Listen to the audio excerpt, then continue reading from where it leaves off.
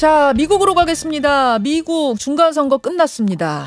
대통령의 임기 중간에 치러지는 선거여서 중간고사 같은 성격, 중간선거라고 불리죠. 상원의원, 하원의원, 그리고 주지사의 일부를 이때 뽑습니다. 이게 이제 여당한테 불리할 수밖에 없죠. 여당 평가적인 성격이 있기 때문에. 그래서 거의 중간선거에서는 여당이 졌습니다. 특히 이번에는 인플레이션 문제가 심각해서 경제 문제가 심각해서 크게 질 거라고들 했어요. 그러자 상대당의 트럼프 전 대통령도 신났습니다. 내친 김에 대선 재도전 신고식도 계획하고 있었습니다. 그런데 막상 뚜껑을 여니 결과가 달랐습니다. 하원은 지금 공화당이 이기긴 했는데 어렵게 절반 의석을 넘긴 걸로 보이고요. 상원은 지금 민주당이 이기고 있죠. 결과가 다 끝까지 나온 건 아닌데요. 주지사도 지금 굉장히 팽팽한 승부가 이어지고 있다까지 듣고 제가 지금 스튜디오에 들어왔습니다. 이렇게 나온 이유가 뭔지, 그리고 이 결과가 미국, 나아가서 세계 정치 경제에는 어떤 영향을 줄지 짚어보지요. 국제관계 전문가입니다. 스탠퍼드 대학교 사회학과 교수 겸 아시아 태평양 연구소 소장이세요. 스탠퍼드대 신기욱 교수 지금 연결이 되어 있습니다. 교수님 나와 계십니까?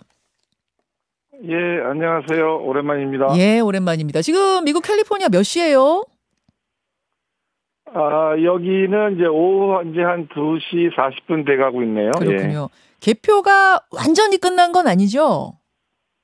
예, 그렇죠. 아직도 진행이 되고 있고, 뭐, 전체적인 윤곽은 나왔지만은, 예, 완전히 결과가 나온 건 아니죠. 예, 지금까지의 결과를 좀 알려주시겠어요?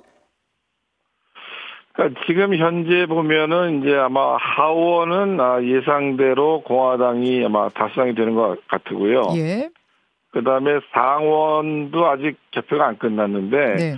아마 지금 추세면 아마 민주당이 49석, 그 다음에 공화당이 50석, 그 다음에 이제 조지아주가 이제 결선 투표를 4주 후에 해야 되거든요. 네. 그래서 그 결과에 따라서 이제 민주당이 다수당이 될지, 공화당이 될지 결정될 것 같습니다. 진짜 팽팽하네. 그러니까 여러분, 상원 같은 경우에는 총 100석인데 그 중에 35석을 이번에 이제 새로 뽑거든요. 교체를 하거든요. 예. 근데 총 의석수로 봤을 때 49대 50.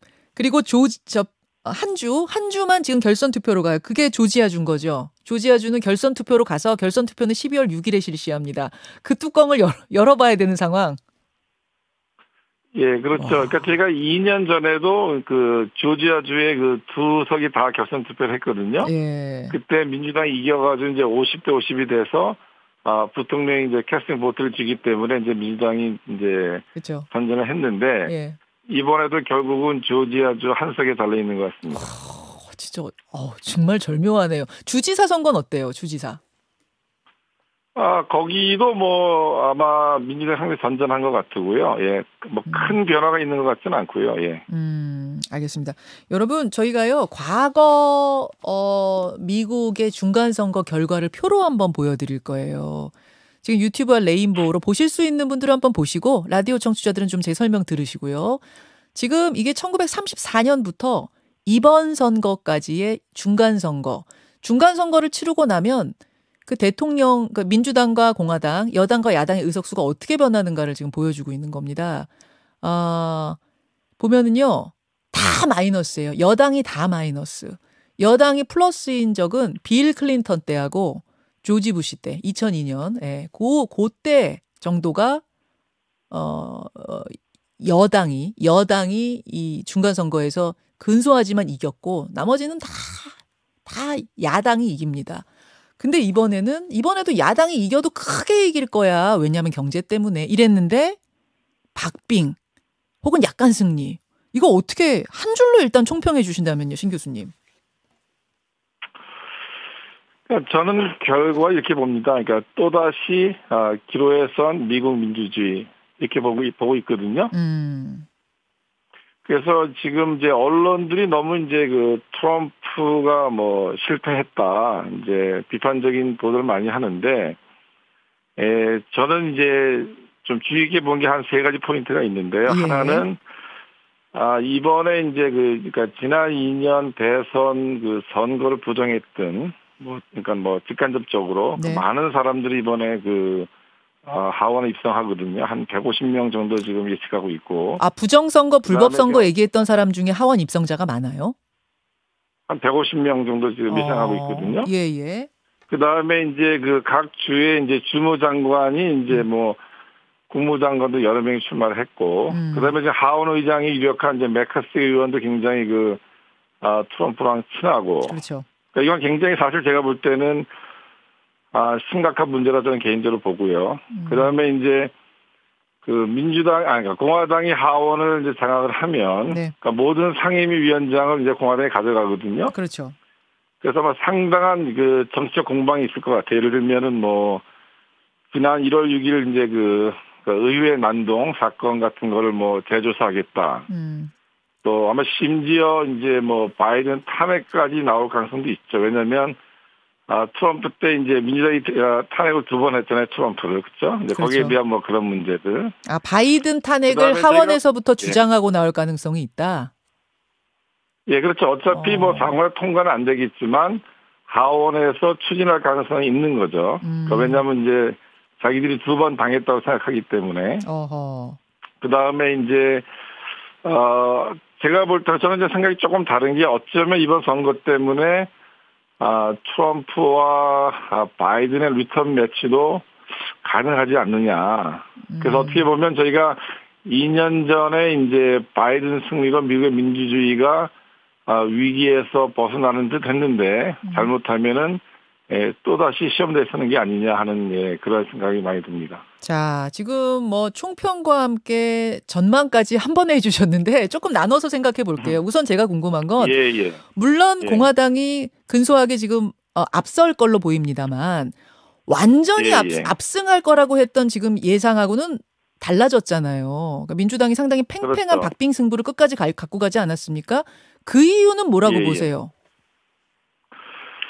그러니까 이번에 이제 이슈가 갈라진 것 같습니다. 그러니까 이제 공화당 쪽에서는 이제 인플레이션이라든가 범죄 이제 이런 거를 들고 나왔고, 그 다음에 이번에 이제 민주당의 선전한 이유 중에 하나가 이제 낙태 문제거든요.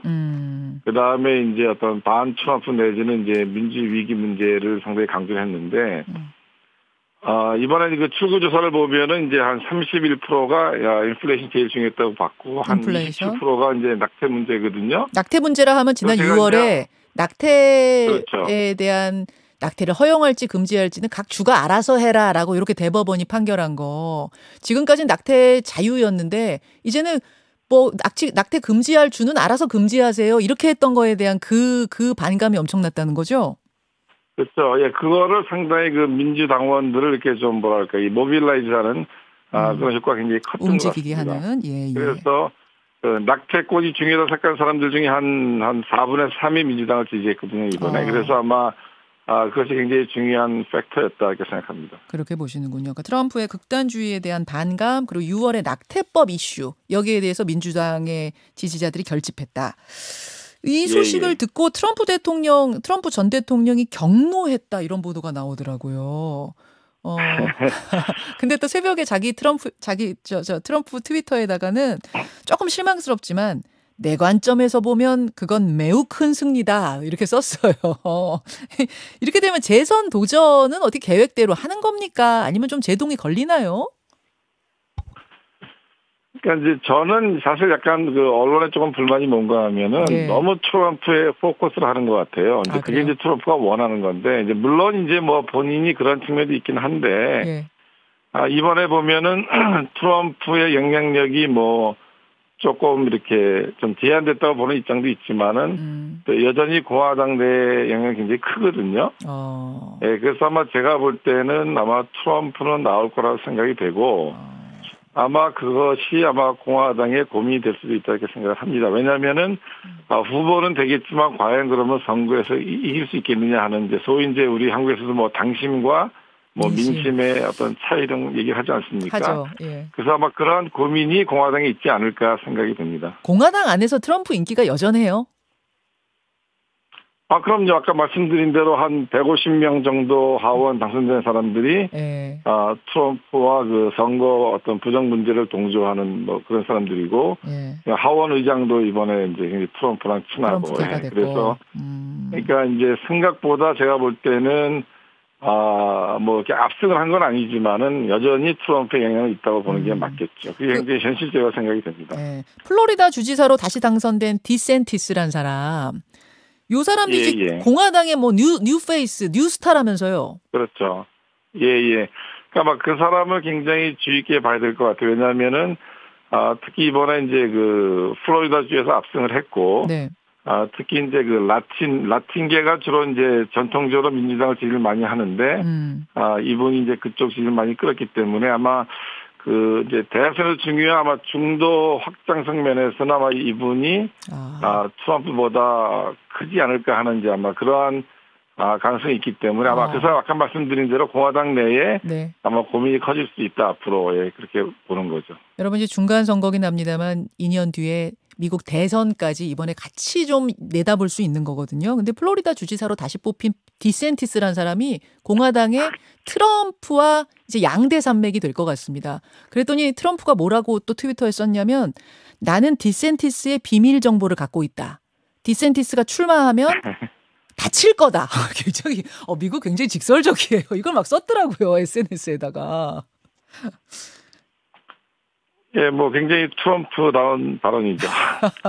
자, 이런 상황이라는 거 여러분 좀 아시면 되겠고요.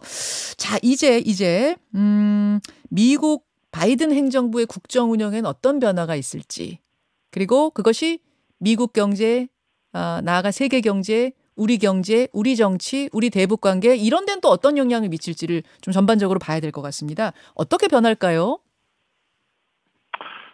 일단 이제 크게 보면은 이제 국내 문제는 상당한 변화가 예상이 되고요. 그 대외 정책에는 큰 변화는 예상하기 어렵다 이렇게 생각이 듭니다. 그래서 아까 말씀드린 대로 이제 하원의 이제 상임위원장을 다 공화당이 맡으면 네. 아마 이제 국내 문제에서는 상당히 그 정치 공방이 커질 것 같아요. 이제 뭐 그 경기 부양책이라든가, 그다음에 뭐 이민법이라든가. 그다음에 뭐 세금 감면이라든가 여기에 대해 상당한 정치 공방이 예상이 되고요. 반면에 이제 뭐 대외 정책은 제가 볼 때는 아마 크게 변화는 없을 거라 이렇게 생각이 됩니다. 적어도 향후 2년 동안은. 자, 대외 정책이라 하면 우리가 주목하는 거는 뭐 미중 갈등 문제. 요거가 중국에 대해서 어떤 정책들을 펼 건가 요거 관심 많고. 북한에 대해서는 어떤 정책을 펼 건가 이게 우리의 관심사 아니겠습니까? 큰 변화 없을 거라고 보세요. 하원이 뭐 이렇게 바뀌었어도. 그러니까 일단 그러니까 공화당하고 민주당이 서로 이제 의견이 다르고 이제 정책 공방이 많은데요. 그 양측이 동의하는 굉장히 그 드문 경우 중에 하나가 중국 문제거든요. 그래서 그 대중 강경책 측면에서는 아마 큰 차이가 없을 겁니다. 아마 그러니까 여러분도 아시겠지만은 트럼프 때하고 바이든 네 보면은 사실 그 대중 정책에는 큰 차이가 없거든요. 그래서 아마 중국 문제는 아마 큰 차이가 없는데 이제 앞으로 저희가 볼 때는 주의 깊게 볼 것이 과연 이제 대만 문제가 어떻게 될 거냐. 과연 이제 대만을 둘러싸고 미중 간의 갈등이 어떻게 전개될 거냐 하는 것이 이제 하나의 관전 포인트고. 잠깐만요. 거기서 잠깐 질문 드리겠습니다. 시진핑 같은 경우는 이제 대놓고 대만을 뭐 탈환하겠다는, 가만두지 않겠다는 뜻을 분명히 했거든요. 미국은 그럼 거기에 대해서 어떻게 대응할까요? 그러니까 지금 아마 제가 볼 때는 아마 2년 안에 뭐 할 가능성은 적고요. 아마 한 5년 정도로 보고 있는데 이제 그러면은 그때 이제 다음 정권이 누가 되느냐에 따라 상당히 좀 달라지겠죠. 만약에 뭐 트럼프가 다시 또 대통령이 된다면 상당히 상황이 좀 달라지기 때문에 아직은 뭐 정확히 예측하기는 어려운데 한국한테 중요한 건 뭔가 만약에 중국이 대만을 침공했을 때 미국이 어느 정도 개입을 할 건지 그랬을 경우에 분명히 이제 일본이라든가 괌이라든가 이제 주한미군이 중요하게 되는데 한국이 어떤 스탠스를 취할 건지 아마 이것이 한국에는 굉장히 큰 고민이 될 거라 생각이 듭니다. 그렇군요. 그 북한 얘기하시다 말았어요. 북한에 대해서는 큰 변화 없을 거라고 보십니까? 그러니까 제가 한 달 전에 이제 워싱턴을 다녀왔는데, 예. 그러니까 이제 좀 이렇게 단순화시켜 말씀드리면은 요즘 워싱턴에 북한에 대한 관심이 거의 없어요. 북한이 뭐 핵실험한다 그러고 미사일 없고. 이렇게 쏘고 뭐 하는데도 관심이 없어요? 그러니까 지금 보시면 알겠지만 지금 북한이 지금 몇 달 동안 계속 난리치는데도 네. 뭐 미국이 거의 반응이 없잖아요. 없어요. 네, 없어요. 예, 그러니까 이제 우리가 오바마 때는 이제 우리가 전략적 인내라고 그랬는데 저는 요즘에 전략적 무관심이라고 이제 표현을 하는데 지금 워싱턴에 뭐 북한에 대한 관심이 거의 없고요. 어떻게 보면은 약간 뜨거운 감자죠. 왜냐하면은 이거 손을 대봐야 뭐 결과가 안 나오기 때문에 약간 좀 이렇게 좀 회피하는 그런 분위기도 있고 그래서 뭐 적어도 한 2년 정도는 뭐 이런 식으로 흘러갈 것 같고 알겠습니다. 예, 그래서 결국은 이제 또 한국의 역할이 중요하지 않겠느냐 이런 생각이 듭니다. 알겠습니다. 우크라이나 원조 축소, 증세 정책에 제동 걸릴 가능성 있고 복지 정책 제동 걸린 가능성 있고 다만 한반도에 대해서 혹은 미중 문제에 대해서는 큰 변화가 없을 거라는 전망을 끝으로 신기욱 교수와 인사드리죠. 스탠퍼드 대학교 신기욱 교수님 고맙습니다. 예, 감사합니다. 김현정의 뉴스쇼는 시청자 여러분의 참여를 기다립니다. 구독과 좋아요, 댓글 잊지 않으셨죠? 알림 설정을 해두시면 평일 아침 7시 20분 실시간 라이브도 참여하실 수 있습니다.